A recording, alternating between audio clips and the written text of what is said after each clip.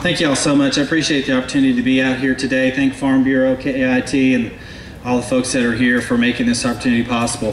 I'm Rick Crawford. I'm proud to serve you in Washington as your representative of the 1st Congressional District in Arkansas. I ran 2 years ago because folks told me we need a voice in Washington to represent Arkansas in Washington and not Washington in Arkansas, and that's exactly what I've done. I want to talk to you about an agenda. An agenda. My agenda, first and foremost, a balanced budget amendment to the Constitution to make sure that our children and grandchildren aren't on the hook for a $15.6 trillion national debt. If that squares with you, then that's your agenda.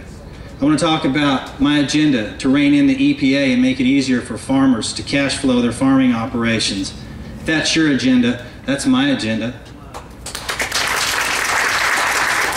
I want to talk about my agenda to make sure that farm families are allowed to work on the farm, that they don't have a federal government that says, kids, you can't work on your family farm. That's my agenda. I think that's probably your agenda too. I want to talk about an agenda that seems to square with everybody, and that obviously is health care. We've heard it talked about.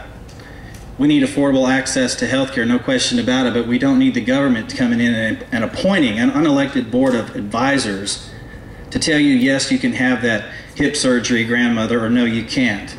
The Independent Payment Advisory Board. That's not my agenda. My agenda is to vote to repeal it, which I did. I voted 20 some odd times, thank you, to repeal Obamacare and provisions of Obamacare because 70+% of America said that's not our agenda.